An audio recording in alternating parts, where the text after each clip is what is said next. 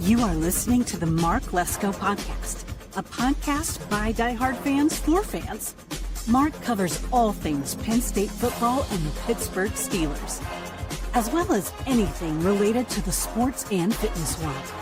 Tune in weekly to listen to a couple of dedicated fans talk about these topics without filters. Thank you for listening to the Mark Lesko podcast.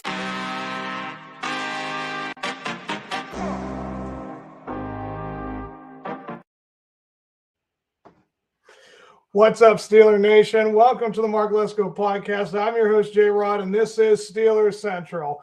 Sorry I was off last week, guys. I was doing everything I possibly could to get that cold out of the way. I mean, I've had that thing since November 10th, and so I'm finally better. It's about still a little here and there, but I'm not coughing as much as I once was. So without further ado, folks, let's get into this battle tonight.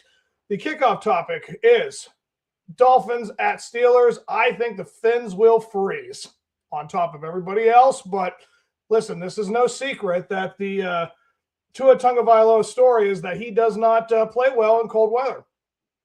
He's like defeated in cold weather. I don't think the dude can play in degrees below 35. And I think they said tonight's low in Pittsburgh is going to be a whopping like 9, maybe 10. Like it's definitely like around that area. And believe me, everybody in the North knows it's not that difficult to deal with. Just bundle up and you'll be fine. I mean, we know how to deal with it. But teams that just used to warm weather, guys, you know the story. These guys just don't know how to adjust. They've gone to Buffalo. They've gone to New England. It's just a different turn of affairs when it comes to dealing with this particular matchup. But that's really, honestly, the only thing that the Steelers have to try to use or take advantage of, because as we all know, Don Apache, I think that's how you say the guy's name. I apologize if I just butchered his name, but the running back for the Dolphins, he's playing in this game. You know, guys, it's very interesting how when you hear that narrative where a guy is like, you know, in and out of practice all week and he may or may not play and he clears everything, and somehow, miraculously, when the game is going on, he plays like he's never been hurt. So, guys, I don't know how to understand any of that. I mean, that makes no sense to me, where a guy looks like he's on the verge of not playing in the game, but when he does play the game, even though he has been hurt or he's dealing with something, it all of a sudden goes away in the game time. Like, when I hear that stuff, it sounds like that should limit him, even if he does play. But this is not really the case for this team. And this red hot Dolphins team is coming into this sub-zero temperature, and hopefully that'll cool them down. But again, guys, we know this narrative. It has not changed in the last 8 years. Since the Steelers have been to the playoffs won a playoff game last, they stumble into the playoffs, and they lose in the first game. Again, this narrative has not changed, and it doesn't seem like that's going to be any different now. Now with all the injuries. I mean, geez, guys, I was off for 1 week, and everybody has something go on with them. That whole TJ Watt thing, man, how scary was that? That right there just was so bizarre. And yes, it has happened in the past with like a handful of guys, but that's not a good look. But that's something that is completely out of our hands. He is getting surgery for it. He will recover from that. And, this gives Nick an opportunity to really show what he could be all about. And, again, if there's one position that we're glad that we have a lot of is the TJ Watt position. Edge rusher, we are aplenty. So we got Alex, we got Nick, we got it's a nice thing we have our backups. So that's the one position that you actually can rely on in terms of your backups. Seems like every other position in terms of defense, you can't rely on for anything if the starter's not in. I mean, Kyle Duggar, not having him last week, yes, it was watching Zay Flowers have, 7 catches for 140, 130 yards? I mean, again, I cannot believe that Terrell Austin has his job. I cannot believe this. This defensive coordinator has basically given us absolutely nothing to look forward to all season. It has been an absolute just head scratcher and hair ripping out and just anxiety ridden decision making by the Steelers and this organization in terms of the defense. Like, you have the richest team in terms of the defense on that field, and yet you refuse to play that team correctly. These players between Peyton Wilson and Yaya Black, another linebacker, Cole Holcomb, like all these guys just seem like they're just getting pushed around by everybody. Everybody's offensive line is all pro when they play the Steelers' defense. And again, the whole story is Derek Harmon going to play in this game?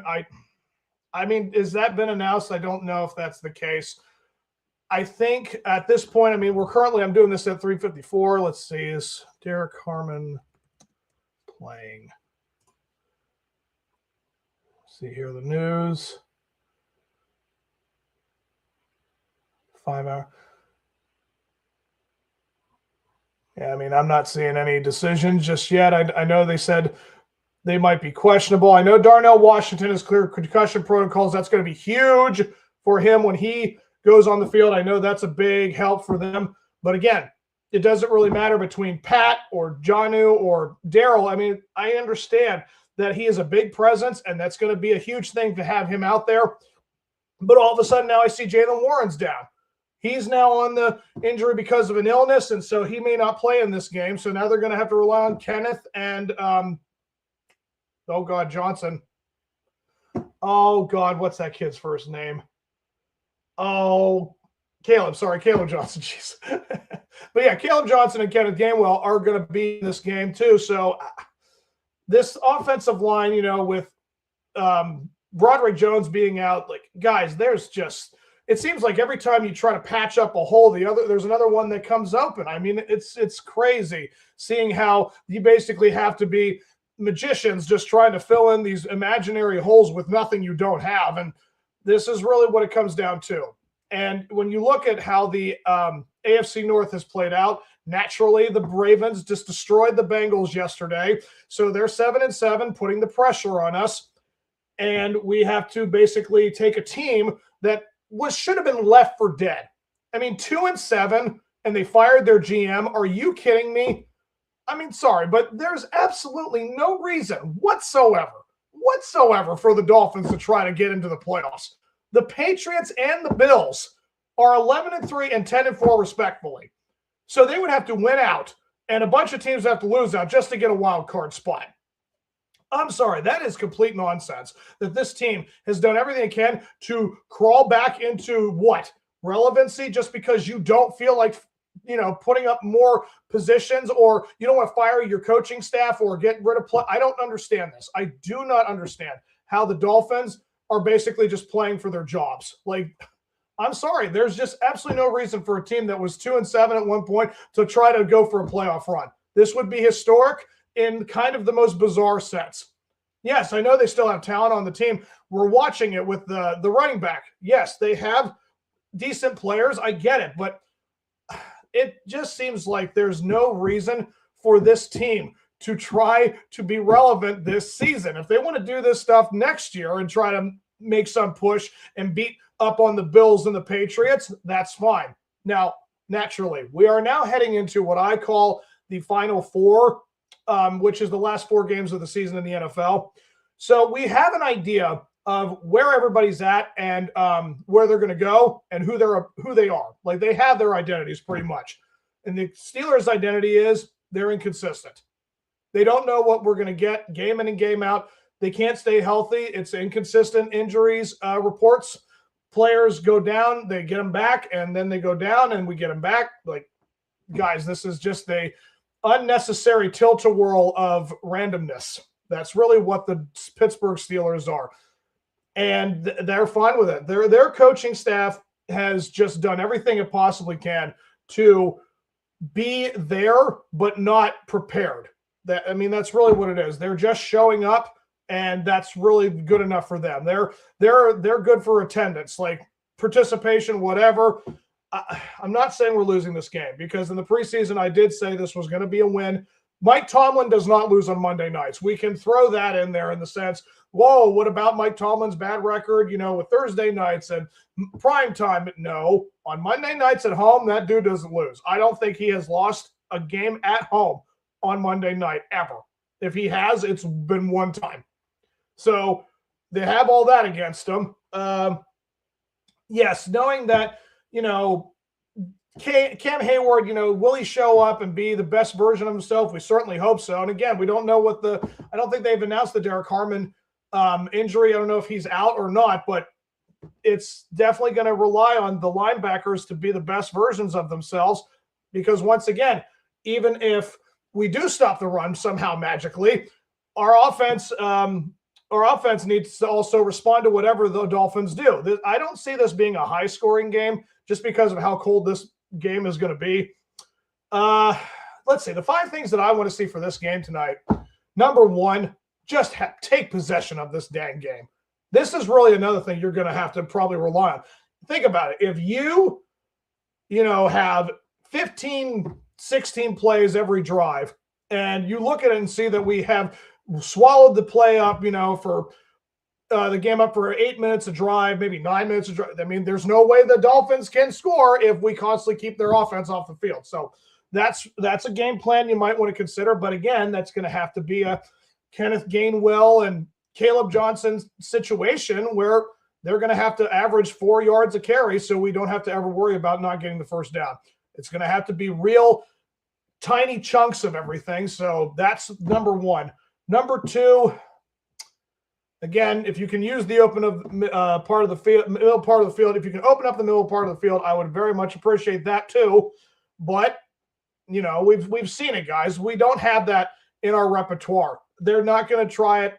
I want to see it, but I know they're not going to go for it. So ultimately, it just seems to me that we're going to have to just rely on just little dink dunk passes. Hopefully the tight ends will be open. And yeah, just little chunks of running there, here and there.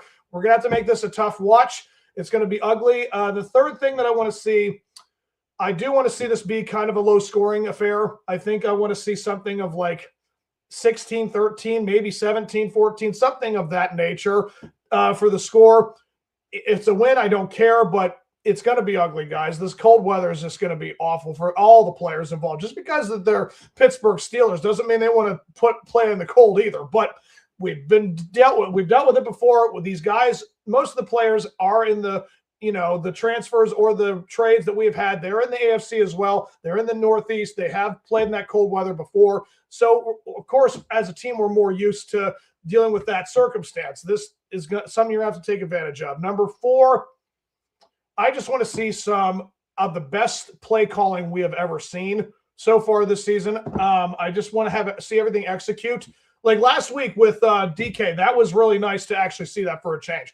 These long plays downfield, DK getting open, he executed. It was great to see that. I mean, we may see another kind of game like that, but I would love to see that. But again, cold weather, I just don't see them throwing that ball more than 25, 30 yards. I mean, it's going to be ugly. But number 5, guys, finally, I just want to see this team show a little bit of a camaraderie kind of like play. I just want to see them like hype each other up. I want to see these guys look with a little energy. I want to see some, juice in this game from the players. I know that they've been put through the ringer these last couple of weeks. And again, it's up and down emotions, so they don't know how to react. I want these guys to have a little bit of a brotherhood, know that this is what you need to play for. Because again, you haven't won a playoff game in several years. You haven't won the AFC North since 2020. I mean, you need to start establishing some form of a prideful play. I mean, just try your darndest to get out there and give something for the fans. I know that they want to still love you guys, but you're giving us every reason to hate you. I'm sorry to say it that way, but it's just been a really tough season to watch. And just a side note, I don't know if you guys have noticed, but my setup in the back is a little different because I'm going through a bit of a renovation here. I'm getting a whole new kitchen set. So it's a pretty exciting time for me for the holidays. So, hey guys, we're 10 days away from Christmas. Just hopefully they just give us some goodies, hopefully we find some good stuff in the stockings. Like that's really all I can ask for, guys. So to break this game down, it's not going to be long because again, it's a cold game. I don't see this as a high scoring affair. I see this game starting out in the first quarter. I'm going to say we're probably going to be a field goal for us, and maybe we get the ball back at the end of the first. They don't kick the field goal. It's going to be 3-0 Steelers. And then the next quarter, I think they're going to kick a field goal, tie it up 3-3. We might have a situation where we get a touchdown. I think it's either going to be a field goal or a touchdown. I'll be generous and say it's the touchdown and say it's going to be 10-3. And I think the Dolphins will get close enough to kick a field goal, and it'll be 10-6 going into the half. And when we come back out, I think the Dolphins will kick another field goal, make it 9-10. We're going to kick a field goal, make it 13-9. They will kick a field goal, make it 13-12. They'll just do nothing but field goal kicking. And then I think in the fourth quarter, we are going to kick a field goal again. It'll be 15-12 or 16-12. Yeah. Trying to do the math here. Yeah, 16-12. And I think we're going to stop them. We're going to hold, and they're going to hold us as well. They're going to have the ball at the end, and they're going to try and kick like a 55, 56-yard field goal. It'll sail just a little wide, and the game is going to end like that. It's going to be 16-13, if I said that right, or 16-12. Yeah, it's going to be an ugly score. Steelers, I think that's what the matchup's going to look like. It's not going to be pretty, guys. But, hey, it's a win, and it'll put us at 8-6. We have the potential, because after watching from Detroit yesterday, I'm not saying there was any chance in hell we're going to beat them, but the crazier things have happened. If there was to ever be, but guys, we know how this story is going to end. At the AFC North, this is really what we're scripted for. We're going to win. We're going to win tonight. It's going to be 8-6, and the Ravens are going to be 7-7. They're going to go in. They're going to host Foxborough. They're going to host the Patriots, and they're going to. We're going to go to Detroit. They're going to win. The Patriots they're going to beat the Patriots somehow, because again, like where the Bills just upset the Patriots, and now the Patriots will unravel. Like it just seems like it's all coming in for the Ravens to do something spectacular. So they'll win their game. They'll go 8-7, and then you're going to see us lose. And we're going to be having the same record, 8-7, and they're going to then play Green Bay, and they're going to have to go to Lambeau. But guess what, guys? Micah Parsons is out.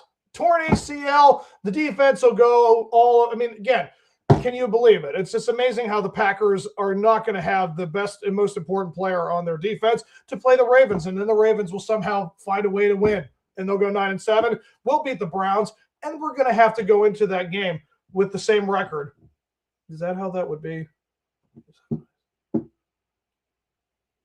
Yeah, we're going to be 9-7. So the winner of this division is going to go 10-7. That means we're going to come into the game against the Ravens at home, both being 9-7. So this is really just shaping up to be that way. So hope you guys have enjoyed the episode. I hope you guys enjoyed the game tonight. It's going to be a cold one for those of you there. Bundle up as much as you can. Try and stay safe. And I'll see you guys after this game. And until that time, guys, here we go, Steelers.